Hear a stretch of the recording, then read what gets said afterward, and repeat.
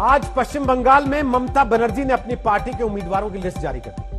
अब बहुत जल्दी बीजेपी भी अपने उम्मीदवारों की लिस्ट देगी, फिर चुनाव होगा। इलेक्शन में फिर नतीजे की लिस्ट तय समय पर आ जाएगी। फिर जिसकी सरकार बनेगी उसमें मंत्री कौन होगा, इसकी लिस्ट भी आ जाएगी। लेकिन देश के कई राज्यों में आज भी नौजवान भर्ती परीक्षा की लिस्ट, एग्जाम हो गया हो तो रिजल्ट की लिस्ट, रिजल्ट आ गया हो तो नियुक्ति पत्र पाने की लिस्ट का इंतजार ही कर। तो क्यों ना आज दस्तक दे युवाओं के भविष्य की लिस्ट लटका देने वालों पर। नमस्कार, मैं रोहित सरदाना आपका स्वागत करता हूं। आप आज तक पर दस्तक देख रहे हैं। आज की पहली दस्तक, भर्ती परीक्षाओं की लिस्ट लटकाने वाली नीतियां आखिर कब खत्म होंगी। दूसरी दस्तक, 10 रुपए का प्लेटफॉर्म टिकट अब 30 से 50 रुपए का देंगे ताकि भीड़ में संक्रमण ना फैले। तो क्या चुनावी रैली की भीड़ में वैक्सीन बरसती है। और तीसरी दस्तक, जो वैक्सीन प्रधानमंत्री ने भी लगा ली, उस पर भ्रम की राजनीति करने वालों के खिलाफ देंगे। शुरुआत बेरोजगारों को उनके रोजगार का अधिकार दिलाने की आज तक की दस्तक वाली मुहिम के साथ कर। चुनाव में आज नेता पार्टी ज्वाइन कर ले तो कल टिकट मिल जाता है। भर्ती प्रक्रिया में न परीक्षा तय होती है, न रिजल्ट और न नियुक्ति का आता पता। और तब बहन की शादी के लिए रखे पैसे से तैयारी करने वाला भाई राजस्थान के जालौर में 5 साल बाद भी सरकारी नौकरी में नियुक्ति पाने का इंतजार करता रह जाता है। एमकॉम करने के बाद भी नौकरी पाना चक्रव्यूह भेदने जैसा बना दिए गए सिस्टम में मध्य प्रदेश की अंकिता को वो काम करना पड़ता है जिसके लिए कभी कोई बड़ी डिग्री चाहिए ही नहीं थी। चुनाव में टिकट नहीं मिलता तो नेता विधान परिषद में भेजकर संतुष्ट कर दिए जाते हैं, लेकिन रोजगार को भटकते नौजवानों के लिए भर्ती प्रक्रिया में कहीं भी नौकरी तय समय में पूरी होने की गारंटी नहीं होती। और तब लखनऊ के विवेक तिवारी 2 साल से लटकी नौकरी के कारण अपने गांव जाने से डरने लगते हैं। पोस्ट ग्रेजुएट प्रेम नारायण भैंस पाल कर दूध बेचने का काम शुरू करने को मजबूर हो जाते हैं। इलेक्शन में नेताओं को तो सरकारें टिकट भी ना दे पाए तो किसी आयोग, किसी संस्था का अध्यक्ष बनाकर उनका राजनीतिक करियर मैनेज कर देती हैं। लेकिन पढ़ लिख कर नौकरी से अपना करियर बनाने की इच्छा रखने वाले युवाओं के लिए कोई सरकार भर्ती एग्जाम पारदर्शिता से पूरा कराने की गारंटी नहीं दे पाती। और तब ये युवा कभी मोदी जी रोजगार दो, कभी नो जॉब नो वोट, कभी बेरोजगार मध्य प्रदेश दिवस, अलग अलग प्रदेश में अलग अलग ट्रेंड बेरोजगारी के करते हैं। आखिर क्यों? ये समझने के लिए राजस्थान के जालौर में झोपड़ी के नीचे खाट पर बैठकर पढ़ते राजाराम पटेल को देखिए। घर का बेटा 5 साल से सरकारी नौकरी के लिए तैयारी कर रहा है। शिक्षक पद की नौकरी में 77% नंबर हासिल कर लिए। 800 से ज्यादा पद अब भी उसी परीक्षा के खाली हैं। अब तक नौकरी लग जाती अगर राजस्थान में सरकारें नौकरियां तय समय पर प्रक्रिया पूरी करके देने का कष्ट उठा ले। पिता ने बड़े बेटे की पढ़ाई पर वो पैसा लगा दिया जो छोटी बेटी की शादी में खर्च करने के लिए जमीन गिरवी रख कर लिया था। अब बेटे की नौकरी पर सरकारी कुनीतियां कुंडली मार कर बैठी है और बेटी की शादी का पैसा खत्म हो चुका है। पिताजी ने जो केसीसी लोन ले रखा था उससे मुझे तैयारी करवाई थी, कोचिंग की थी, शादी के लिए लिया था लोन केसीसी, और वो मेरे मतलब पढ़ाई में भी खर्च किया था। उसमें से लगभग लाख रुपए मेरे उस कोचिंग में खर्च हुए थे। राजस्थान में दावा है कि 1 दर्जन से ज्यादा भर्तियां अटकी हैं। 25 लाख से ज्यादा नौजवानों का भविष्य उन्हीं नौकरियों में फंसा है कि भैया हमने इन भर्तियों का आदेश जारी कर दिए और भर्तियों के बाद में कर रहे। इसी कारण जब मंत्रियों की कमेटी बनाकर जल्द हल निकालने का भरोसा देने के बाद भी बात बनती नहीं दिखी तो पहले युवाओं ने राजस्थान में सरकार के खिलाफ नो जॉब नो वोट का कैंपेन सोशल मीडिया पर शुरू किया और फिर राजसमंद में कांग्रेस के खिलाफ उपचुनाव में बेरोजगार बनाकर छोड़ दिए गए चयनित युवाओं ने वोट न देने की अपील वाला अभियान छेड़ दिया। आरपीएससी की तानाशाही है, वो बात तक नहीं करे। ऐसे ही कई भर्तियां हैं जो लंबित है। नई भर्तियों निकालने तमाम 17 सूत्रीय मांगों को लेकर हमारा संघर्ष जारी है और लगातार हमारी वार्ता ही विफल हो रही है। बेरोजगारी की मांगों को नहीं माना जा रहा, तो हमने निर्णय लिया है कि जब तक सरकार हमारी मांगे नहीं मान ली, आर पार की लड़ाई का ऐलान किया है। आश्वासन तो हमेशा मिलते हैं। ये वो बेटे बेटियां हैं जिन्होंने लोन लेकर पढ़ाई की है, जमीन गिरवी रखकर कोचिंग की फीस भरी है। किसी ने पिता का प्रोविडेंट फंड अपनी पढ़ाई के लिए तोड़वाया है, किसी ने रिश्तेदारों से उधार लिया है। अब ये सिस्टम को समझना होगा कि बेटे बेटियां नौकरी के लिए पढ़ते हैं, धरना देने के लिए नहीं। शरद कुमार, जयपुर, आज तक। पश्चिम बंगाल में 100 नए चेहरों को ममता बनर्जी ने चुनाव में मौका दिया। चुनाव में नए चेहरे मौका पा जाते हैं, लेकिन यही मौका नौजवानों को सरकारी नौकरी में नहीं मिलता। बेरोजगारी क्या होती है, जरा इसको भी जानिए।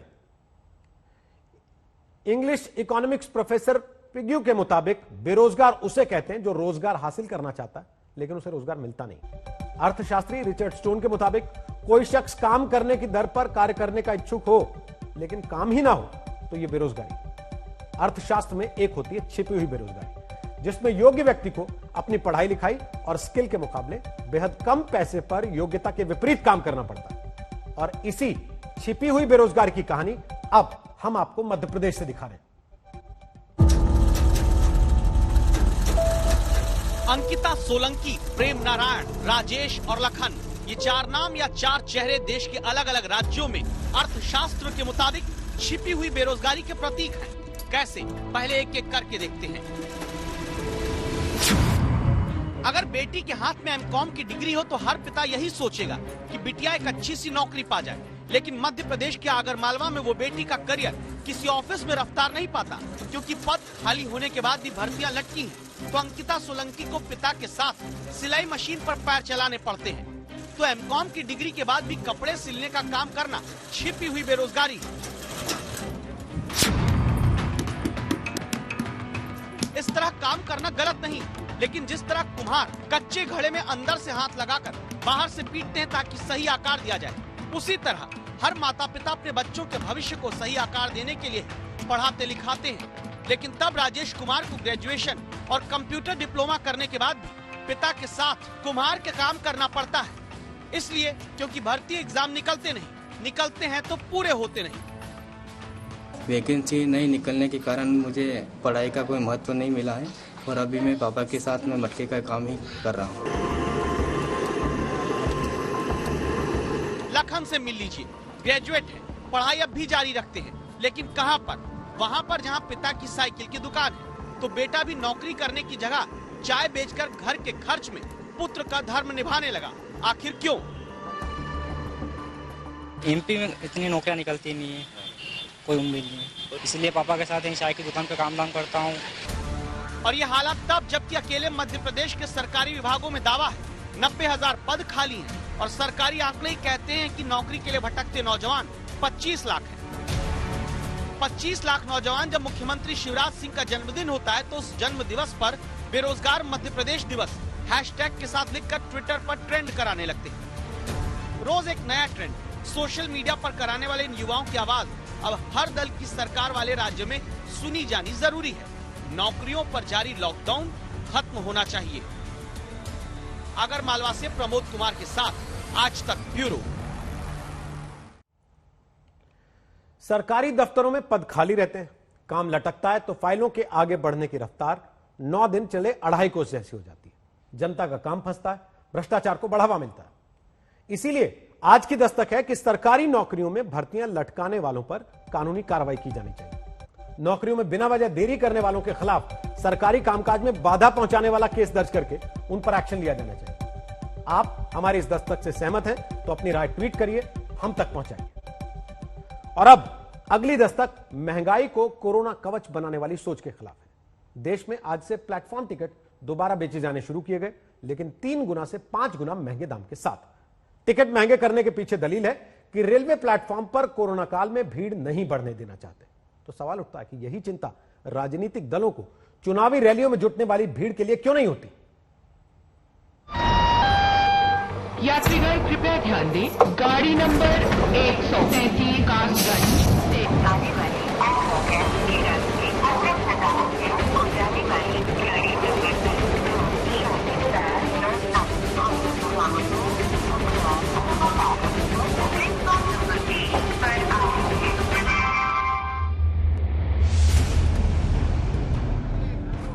यात्रीगण कृपया ध्यान दें, करीब 1 साल बाद जब देश में रेलवे स्टेशन के प्लेटफॉर्म पर जाने के लिए प्लेटफॉर्म टिकट की सुविधा दोबारा शुरू हुई, तो दिल्ली में 10 रुपए वाला टिकट 30 रुपए का हो गया। 30 रुपए का प्लेटफॉर्म टिकट जो है वो मिलेगा। दरअसल कोरोना काल के चलते तमाम प्लेटफॉर्म्स की जो टिकट्स की व्यवस्था थी उसको बंद कर दिया गया था। पहले ये जो टिकट थी वो 10 रुपए की बिका करती थी। जो लोग अपने साथियों को, अपने परिवार वालों को रेलवे स्टेशन पर छोड़ने और या फिर रिसीव करने के लिए आते थे, उनको प्लेटफॉर्म का जो टिकट है वो खरीदना अनिवार्य होता था। लेकिन कोरोना के चलते इसको फिलहाल बंद कर दिया गया था। लेकिन आज एक बार फिर से ये जो व्यवस्था है फिर से बहाल कर दी गई है।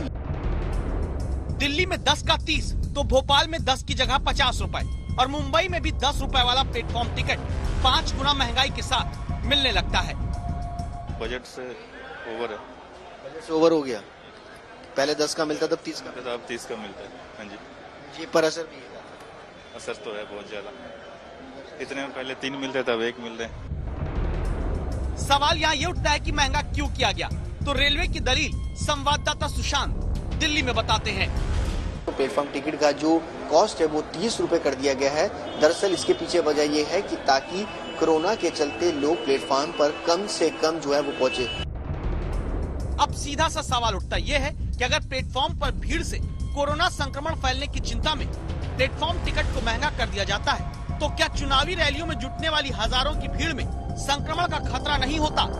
या फिर ये मान लिया गया है कि चुनावी रैली में भीड़ जाएगी तो पार्टी के झंडे डंडे से कोरोना का वायरस डर जाएगा और रेलवे के प्लेटफॉर्म पर आम आदमी को पकड़ लेगा, इसलिए टिकट ही महंगा कर दो। ये सबके लिए अफोर्डेबल नहीं है। जैसे आपको पता है यहाँ पे हर तरह के लोग आते हैं, लेकिन अब इसका प्राइस बढ़ गया है तो आई डोंट थिंक सो कि हर बंदा यहाँ पे प्लेटफॉर्म टिकट अफोर्ड भी कर सकता है। एक सवाल और है, कोरोना में भीड़ न जुटे इसलिए प्लेटफॉर्म टिकट महंगा है, तो दिल्ली में 10 का 30 और भोपाल मुंबई में 10 का 50 क्यों किया?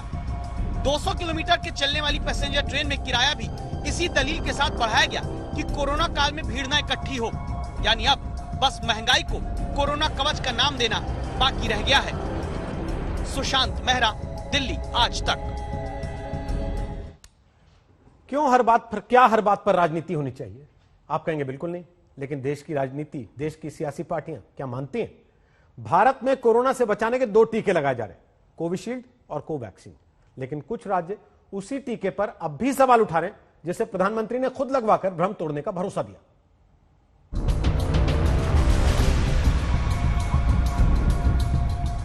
सोमवार को देश में कोरोना वैक्सीन के दूसरे चरण की शुरुआत के साथ टीकाकरण अभियान पर छाए हर भ्रम के वायरस को खत्म करने के लिए खुद प्रधानमंत्री मोदी उतरे थे।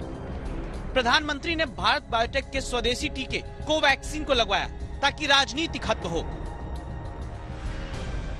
उन्होंने भारत बायोटेक की जो वैक्सीन है वो लगाई और इससे ये संदेश दिया कि दोनों वैक्सीन जो है वो सेफ हैं, हमें आगे आके लगानी चाहिए। जो बीच में लोगों में शंका हो रही थी एक वैक्सीन या दूसरी वैक्सीन को लेके, वो मेरे मानना है कि अब खत्म होनी चाहिए। लेकिन शंकाएं अभी खत्म नहीं हुई। बीजेपी प्रवक्ता संबित पात्रा आरोप लगाते हैं, ऑपोजिशन रूल्ड स्टेट्स हैं जिनमें मुख्यतः पंजाब, छत्तीसगढ़ और केरल का भी नाम आता है।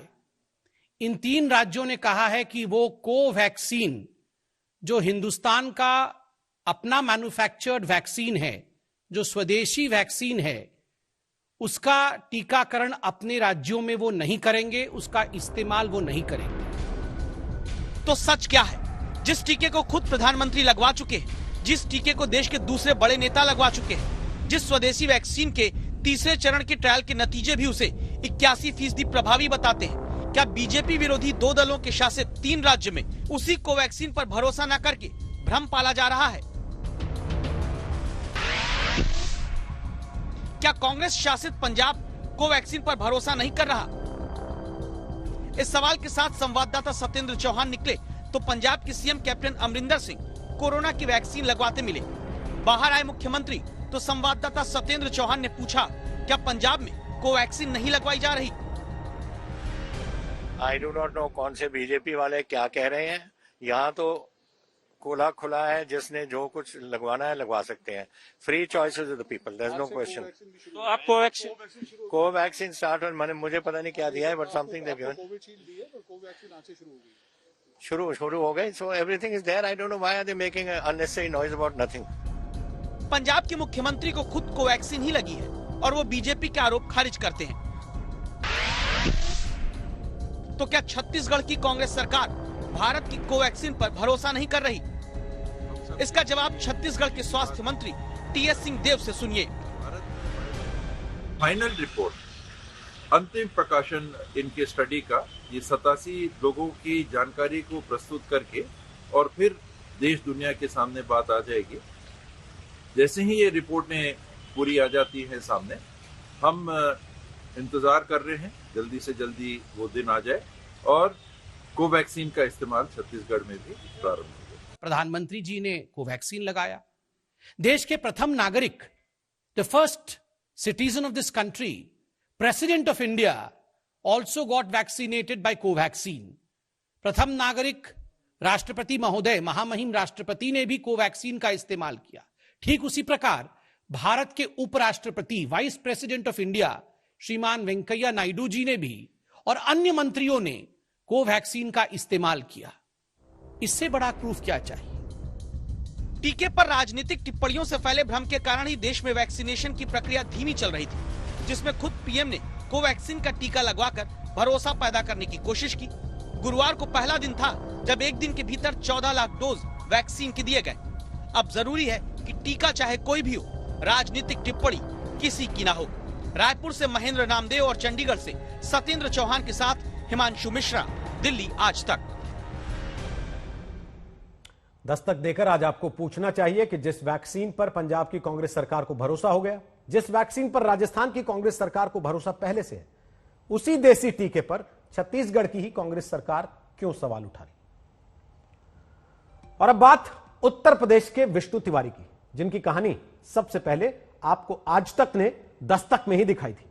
बताया था कि किस तरह यूपी के ललितपुर में रहने वाले विष्णु तिवारी को रेप और SC/ST एक्ट के झूठे केस में 20 साल तक जेल में सजा काटनी पड़ी। दस्तक देकर हमने विष्णु तिवारी के साथ हुए अन्याय के मुद्दे को उठाकर पूछा था कि आखिर इंसाफ के घर में यह देर और अंधेर क्यों हुई। हमने अपनी रिपोर्ट में दिखाया था कैसे निचली अदालत के आदेश के बाद विष्णु तिवारी को 18 साल की उम्र में गांव की आपसी रंजिश के मामले में रेप और SC/ST एक्ट में 10-10 साल यानी कुल 20 साल की सजा हो जाती। विष्णु तिवारी इन 20 साल में अपने माता पिता, अपने 3 भाइयों को खो देता है, लेकिन कभी जेल से अपने माता पिता के अंतिम संस्कार के लिए जमानत तक नहीं पाता। इस मुद्दे के साथ हमने यह दस्तक दी थी कि क्या गरीब होना ही सबसे बड़ा अपराध है। विष्णु तिवारी को 20 साल झूठे मामले में जेल में रखने वालों के अपराध भी क्या अब हिसाब नहीं मांग रहे? आपकी दस्तक से मानवाधिकार आयोग जागा है। नेशनल ह्यूमन राइट्स कमीशन यानी राष्ट्रीय मानवाधिकार आयोग ने यूपी के चीफ सेक्रेटरी और डीजीपी को नोटिस देकर इस पूरे मामले में रिपोर्ट मांगी है। मानवाधिकार आयोग ने पूछा है कि बताया जाए विष्णु तिवारी को झूठी जेल भेजने के लिए दोषी सरकारी अफसरों पर क्या कार्रवाई की गई, साथ ही 20 साल तक झूठे केस में सजा काटने वाले विष्णु को हुई आर्थिक, सामाजिक और शारीरिक हानि के लिए क्या भरपाई की जा रही है। 6 हफ्ते में मानवाधिकार आयोग को यह रिपोर्ट सौंपी जानी है। इसके साथ ही अब जरूरी है कि इंसाफ के घर में होने वाली इस देर और अंधेर के लिए जिम्मेदार लोगों पर भी कार्रवाई की नजीर दी जाए, ताकि किसी और विष्णु तिवारी या किसी निर्दोष को अपनी जिंदगी बेवजह ऐसे सलाखों के पीछे न काटनी पड़े। तो पश्चिम बंगाल की मुख्यमंत्री ममता बनर्जी चुनाव में अपनी तकदीर चमकाने के लिए एक बार फिर नंदीग्राम पहुंच गई। आज उन्होंने औपचारिक रूप से नंदीग्राम से चुनाव लड़ने का ऐलान भी कर दिया। ममता इसके पहले भवानीपुर से चुनाव लड़ती थी, लेकिन उन्होंने तीसरी बार मुख्यमंत्री बनने के लिए नंदीग्राम को चुना। ममता बनर्जी की इस घोषणा के बाद नंदीग्राम बंगाल के चुनाव का केंद्र बिंदु बन गया है, जहां से बीजेपी के शुभेंदु अधिकारी ने ममता को चुनाव लड़ने की चुनौती दी थी। शुभेंदु अधिकारी ममता के पुराने सेनापति हैं। ऐसे में अगर बीजेपी उन्हें ममता के सामने उतारती है तो फिर यह चुनाव बहुत नजदीकी हो सकता है। कुल मिलाकर कहा जा सकता है कि बंगाल में इस बार सत्ता का रास्ता नंदीग्राम से होकर जाएगा। लेकिन सवाल यह है कि ममता ने बीजेपी की यह चुनौती स्वीकार क्यों की? क्या पुरानी सीट छोड़कर नंदीग्राम जाने का कोई और भी कारण है? दस्तक के इस हिस्से में आज की सबसे बड़ी राजनीतिक खबर के हर पहलू को हम आप तक पहुंचाने की कोशिश करेंगे। आपको बताएंगे क्यों नंदीग्राम ममता के लिए लकी है और क्यों पश्चिम बंगाल की मुख्यमंत्री ने चुनाव की सबसे बड़ी घोषणा एक छोटे से कमरे से की।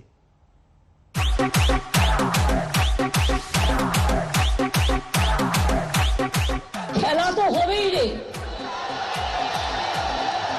খেলা তো হবেই, এবং এই খেলা থেকেই বিজেপিকে ঠিক করতে হবে। भारत माता की।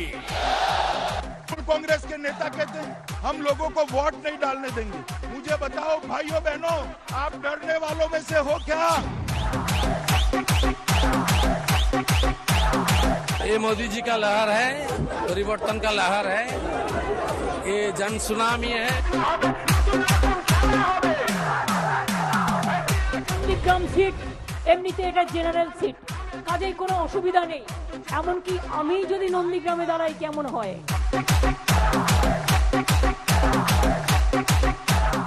আমি নন্দীগ্রামে মমতা বন্দ্যোপাধ্যায়কে হারাবো।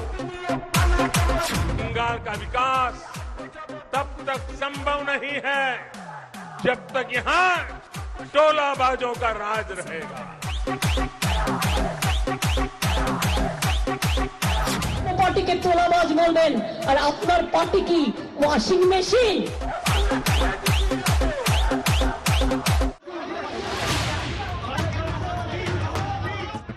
कोलकाता में दोपहर के करीब 2 बजे हंगामे के बीच ममता बोलने के इंतजार में बैठी है। जब शोर शराबा नहीं रुकता तो ममता बोलना शुरू करती हैं। लेकिन हंगामे के शोर से उनका चेहरा तमतमा जाता है और वो रुक जाती हैं। ये प्रेस कॉन्फ्रेंस तृणमूल कांग्रेस के उम्मीदवारों के ऐलान को लेकर बुलाई गई थी। नंदीग्राम के कुरुक्षेत्र बनने की औपचारिक घोषणा होनी थी, लिहाजा देश भर का मीडिया इस प्रेस कॉन्फ्रेंस को कवर करने पहुंचा था, जिसे ममता ने खास तौर से इस छोटे से कमरे में आयोजित किया।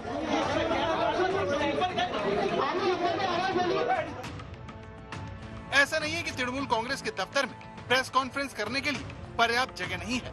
आमतौर पर पार्टी की प्रेस कॉन्फ्रेंस बड़े हॉल में होती है, लेकिन नंदीग्राम से लड़ने का ऐलान ममता ने इस छोटे से कमरे से किया, जिसने मीडिया का काम मुश्किल कर दिया। आप सोच रहे होंगे कि ममता ने नंदीग्राम से लड़ने जैसे बड़े फैसले का ऐलान छोटे कमरे से क्यों किया? इस सवाल का जवाब आपको देने से पहले हम ममता बनर्जी के उस बड़े दांव के बारे में आपको बताना चाहते हैं जो ममता का खेल बना और बिगाड़ सकता है। पश्चिम बंगाल में जिस शुभेंदु अधिकारी फैक्टर को बीजेपी ट्रम्प कार्ड समझ रही है, उसे दीदी की कड़ी परीक्षा से गुजरना होगा, क्योंकि ममता ने बीजेपी के खिलाफ ऐलान जंग कर दिया है। খেলা হবে, দেখা হবে, জেতা হবে। ঠিক আছে, খেলেंगे, लड़ेंगे, जीतेंगे। ममता बनर्जी एक फाइटर है, एक ऐसी नेता जो आसानी से घुटने नहीं टेकी। लेकिन 2021 का चुनाव पिछले 2 विधानसभा चुनाव से बिल्कुल अलग है। ममता की हैट्रिक की राह में नरेंद्र मोदी खड़े हैं, अमित शाह, जेपी नड्डा, योगी आदित्यनाथ जैसे नेता तृणमूल कांग्रेस को हराने के लिए जी जान से जुटे हैं। ऐसे में सवाल उठना लाजमी है कि ममता ने फिर नंदीग्राम को क्यों चुना? कहीं ममता ने बीजेपी का चैलेंज कबूल करके गलती तो नहीं कर दी? नंदीग्राम से लड़ना ममता का आत्मविश्वास है या फिर मजबूरी? क्योंकि अगर ममता बनर्जी नंदीग्राम से हारी तो इसका असर क्या होगा बताने की जरूरत नहीं है। ऐसे में क्या ममता बीजेपी के जाल में तो नहीं फंस गई? क्योंकि मुकाबला उनके ही पुराने सेनापति से है, जो उनकी ताकत और कमजोरी दोनों को जानता है। मेरा ये जिम्मेदारी है, जो कमल का फूल पर जो कैंडिडेट उम्मीदवार होगा उसका जिताना का पूरा मेरा जिम्मेदारी है। पार्टी का लीडरशिप देखिए, प्रधानमंत्री जी है, अमित शाह जी है, नड्डा जी है, तीनों का साथ मेरा पर्सनल रिलेशन भी है, पॉलिटिकल रिलेशन भी है। ये लोग मेरा गार्डियन है। ये जो तैयार करेगा पूरा करने के लिए शुभेंदु अधिकारी तैयार है। इन सवालों के बीच ममता बनर्जी तीसरी बार मुख्यमंत्री बनने के लिए उसी नंदीग्राम पहुंच गई हैं, जिसे वो अपने लिए लकी मानती है। নন্দীগ্রাম সিট এমনিতে এটা জেনারেল সিট, কাজেই কোনো অসুবিধা নেই। এমনকি আমি যদি নন্দীগ্রামে দাঁড়াই কেমন হয়? এটা আমার ইচ্ছা হয়েছে, আমার মনোবাসনা। ভবানীপুরকেও আমি নেগলেক্ট করছি না, ভবানীপুরেও আমি ভালো প্রার্থী দেবো, ওটাও আমার ভালোবাসার জায়গা। বক্সিকে বলবো নন্দীগ্রামেও আমার নামটা যেন থাকে। लेकिन नंदीग्राम के सियासी हालात तेजी से बदल गए। ममता के सेनापति शुभेंदु अधिकारी बीजेपी के पाले में जा चुके हैं, जिन्होंने ममता के चैलेंज को बहुत मुश्किल बना दिया है। हम ऐसा क्यों कह रहे हैं, अब उसे नंदीग्राम की इस तस्वीर से समझिए। इस घर के चारों तरफ बीजेपी के झंडे लगे हुए हैं। कहा जा रहा है कि नंदीग्राम से चुनाव लड़ने के दौरान ममता बनर्जी इसी घर में रुकेंगी। नंदीग्राम के रायपारा के इस पर्टिकुलर दरवाजे के पीछे जो मकान है, वहां पे एक नया किराएदार आ सकता है।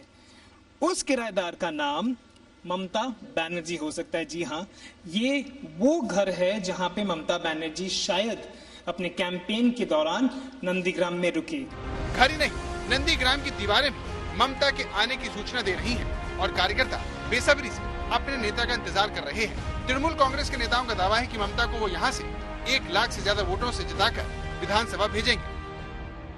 जो जिदी मेरा नंदीग्राम में प्रार्थी हुआ था, जो 1 लाख वोट में जीत रहा था, वो कोई बात नहीं है। अगर दूसरे साइड से शुभेंदु अधिकारी का नाम आता है तब? वो तो झूठ बात बोला है, वो तो एक झूठ टाउट है ना। हम लोग का तो पहले गर्व है जो नंदीग्राम चुना है ममता बनर्जी ने, पहले तो हम लोग का गर्व है। और भवानीपुर में क्या होगा क्या नहीं होगा वो हम नहीं बताएंगे, लेकिन नंदीग्राम में हम लोग कम से कम 1 लाख वोट लीड देंगे। साल 2016 के विधानसभा चुनाव में शुभेंदु अधिकारी को 1,34,623 वोट मिले थे और सीपीएम के अब्दुल कबीर शेख को 53,393 वोट। इस तरह शुभेंदु अधिकारी ने 81,230 वोट के अंतर से जीत दर्ज की थी। फिर भी तृणमूल कांग्रेस शुभेंदु अधिकारी को गंभीरता से लेने को तैयार नहीं है। First of all, his own stature was hugely overrated by people who may or may not have the full understanding of Bengal politics as it works. It's like people said he is the hero of Nandigram, as if he created Nandigram, not Didi. So now Didi is fighting Nandigram, and he should defeat Didi there, because if he is the hero of Nandigram, he should defeat. We have taken the battle to the Nandigram. He should defeat Didi in Nandigram. But in the last elections in 2016, he got 67% of the vote in Nandigram. The Trinamool got 60%. Trinamool got, not the Subhendu Adhikari. With Subhendu as your candidate. Yes, so उसकी पकड़ है वहाँ पे. But that way, all the MPs who have won, do you think they win because of the BJP and Modi ji's charisma, or they win because they have पकड़? लेकिन सवाल यह है कि अगर शुभेंदु अधिकारी का कद इतना बड़ा नहीं है, तो फिर ममता बनर्जी उन्हें हराने के लिए नंदीग्राम क्यों आ गए? इसकी वजह टीएमसी के गढ़ को बचाने की चिंता है, जहां शुभेंदु अधिकारी की पकड़ है। पश्चिम बंगाल विधानसभा की कुल 294 सीट है, जिनमें 178 सीट दक्षिण बंगाल में आती हैं। साल 2016 के विधानसभा चुनाव में ममता को यहां से 152 सीट मिली थी, यानी ममता की कुल 211 सीट में से 152 सीटें उन्हें दक्षिण बंगाल से मिली। 2019 के लोकसभा चुनाव में भी टीएमसी की 22 सीटों में से 19 सीटें दक्षिण बंगाल से ही आई थी। यानी ममता को कहीं न कहीं डर है। वो जानती है कि अगर शुभेंदु अधिकारी के जरिए बीजेपी ने उनके गढ़ में सेल लगा दी तो फिर उनकी हार तय है। इसीलिए ममता नंदीग्राम से लड़ रही है, जिसने इसे पश्चिम बंगाल के सियासी रण का कुरुक्षेत्र बना दिया है। ममता बनर्जी नंदीग्राम में ध्रुवीकरण हो जाएगा, और हो सकता था कि ममता बनर्जी की जगह और कोई लीडर होते तो हिंदू मुस्लिम फैक्टर और ज्यादा होता। उसको रोकने के लिए ममता बनर्जी को शुभेंदु का जो स्ट्रैटेजी है उसके लिए काउंटर स्ट्रैटेजी बनाना पड़ा कि वो ध्रुवीकरण ना हो नंदीग्राम में। तो मुझे लगता है कि ये काउंटर स्ट्रैटेजी है। अभी देखिए रिजल्ट तो क्या होगा पता नहीं है, ये तो एकदम जंजीर का अमिताभ बच्चन और प्राण का फाइट हो गया है। पश्चिम बंगाल के चुनाव में ममता हार सहने की हालत में नहीं है, इसीलिए उन्होंने इस छोटे से कमरे का रुख किया, जिसे वो लकी मानती है। साल 2011 और 2016 के विधानसभा चुनाव से पहले ममता ने इसी कमरे में प्रेस कॉन्फ्रेंस की और दोनों ही चुनावों में उन्हें बड़ी जीत मिली। इस कमरे को लेकर उनकी राय तब और मजबूत हो गई जब 2019 के लोकसभा चुनाव में तृणमूल कांग्रेस 42 में से 22 सीट ही जीत सकी। इसीलिए ममता ने तमाम परेशानियों के बावजूद इस कमरे में मीडिया को बुलाकर बात की। अब सवाल ये है कि क्या नंदीग्राम की तरह ममता के लिए ये छोटा सा कमरा एक बार फिर लकी साबित होगा? नंदीग्राम से सूर्याग्नि रॉय के साथ अनुपम मिश्रा, कोलकाता, आज तक। तो ममता बनर्जी ने बीजेपी के खिलाफ ऐलान जंग कर दिया। उनके सामने ढेरों चुनौतियां, फिर भी वो नंदीग्राम जाकर चुनाव लड़ रही हैं। सवाल है क्यों? क्या इसकी वजह सिर्फ लक है या फिर ममता कुछ छुपा रही है? खुद भाग गए, नंदीग्राम में भाग गए। नंदीग्राम से तृणमूल का उत्थान हुआ था, लेकिन नंदीग्राम से चले आने का बाद नंदीग्राम को और कभी देखा भी नहीं। कोई उन्नयन नहीं किया नंदीग्राम का, विश्वासघात किया था नंदीग्राम का जनता से। ममता बनर्जी के भवानीपुर सीट छोड़ने की बड़ी वजह वहां से जुड़े आंकड़े हैं। साल 2019 के लोकसभा चुनाव में दक्षिण कोलकाता की लोकसभा सीट में आने वाली भवानीपुर सीट से टीएमसी को सिर्फ 3,500 वोट की बढ़त मिली, जबकि 2014 के लोकसभा चुनाव में भवानीपुर सीट पर बीजेपी 176 वोटों से आगे थी। यही नहीं, साल 2011 के मुकाबले 2016 में ममता बनर्जी की जीत का प्रतिशत यहाँ से कम हो गया।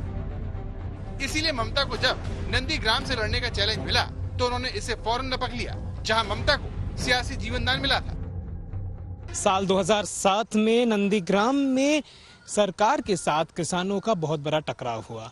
यहाँ की लेफ्ट गवर्नमेंट यहाँ पर एक स्पेशल इकोनॉमिक जोन बनाना चाहती थी, यहाँ पे एक केमिकल फैक्ट्री लगाना चाहती थी।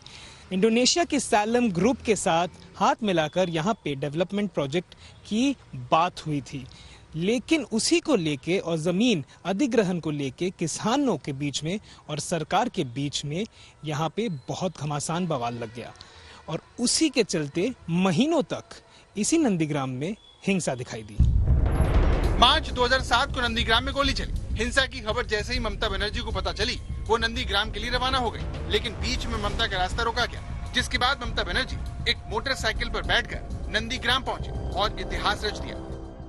नंदीग्राम और शिंगूर दोनों ही ममता बनर्जी के लिए बहुत खास है। इन दोनों जगहों के लैंड एक्विजिशन के खिलाफ लड़ते लड़ते ही ममता बनर्जी ने 34 साल के वामपंथ सरकार को पश्चिम बंगाल से उखाड़ फेंका और शायद इसीलिए वो नंदीग्राम को बहुत लकी मानती है। और दिलचस्प बात ये है कि इस बार चुनाव में, जो कि उनके जिंदगी का सबसे इम्पोर्टेंट, सबसे महत्व इलेक्शन है, यहाँ पर वो फिर से वापस आ रही है। लेकिन इस बार ममता के सामने चुनौतियों का अंबार है। उनकी सरकार 10 साल से सत्ता में है। सामने बीजेपी जैसा आक्रामक प्रतिद्वंदी है, जो हर सीट पर ममता को तगड़ी चुनौती दे रही है। नंदीग्राम से सूर्याग्नि रॉय के साथ अनुपम मिश्रा, कोलकाता, आज तक। तो दस्तक में आज के लिए इतना ही, लेकिन देश दुनिया की खबरों के लिए आप देखते रहिए